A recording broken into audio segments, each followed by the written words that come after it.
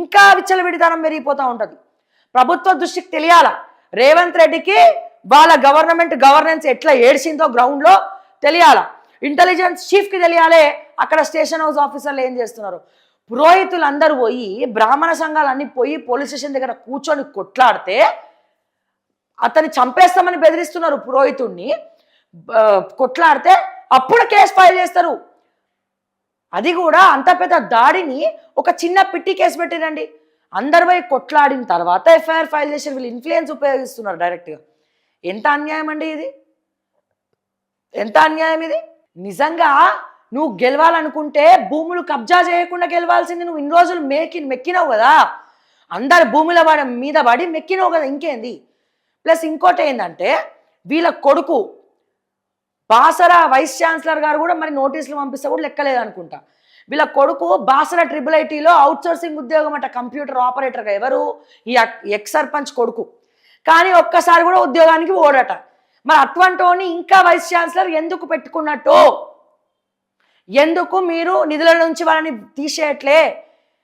ఉత్తుగానే రేవంత్ రెడ్డి గారు పనిచేసేటోళ్ళని అవతల అవుట్సోర్సింగ్ ఉద్యోగుల్ని పనిచేసేటోళ్ళని అవలీలగా పీక్ అవతల పడేసి ఈ రోజున వాళ్ళ బతుకుల్ని నడి రోడ్డు మీద తెచ్చినావు కదా రేవంత్ అన్న.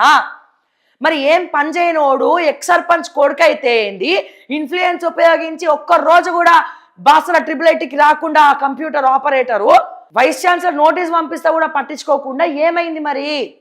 ఎందుకు తీసి అవతల పడేయట్లే? ఎట్లా పడితే అట్లా కొడతారా బిడ్డ? ఒక పురోహితుడని కూడా చూడరా బిడ్డ? అమ్మవారికి అనునిత్యం పూజలు చేస్తారని కూడా చూడరా బిడ్డ? మీరు అంత రౌడీలా, అంత గూండాలా? ఊరుకుంటామనుకుంటున్నారా? ఎప్పుడైతే వేదమంత్రాలు చదివినటువంటి పురోహితుడి మీద నువ్వు చేయేసి చంపాలనుకున్నావో అప్పుడే నీ కర్మ మొదలైపోయిందన్న విషయాన్ని నువ్వు గుర్తుపెట్టుకో. మళ్ళా చెప్తున్నా, ఇంకోసారి ఈ పురోహితుడే కాదు, ఈయన జోలికి పోయినా, ఏ పురోహితుడు జైలుకి పోయినా, ఎవరినన్నా ఇబ్బంది పెట్టినా తస్మాత్ జాగ్రత్త అని చెప్పి నేను ఆ ఎక్స్ సర్పంచ్కి వార్నింగ్ ఇస్తా ఉన్నా. నీ కొడుకును అదుపులో పెట్టుకో.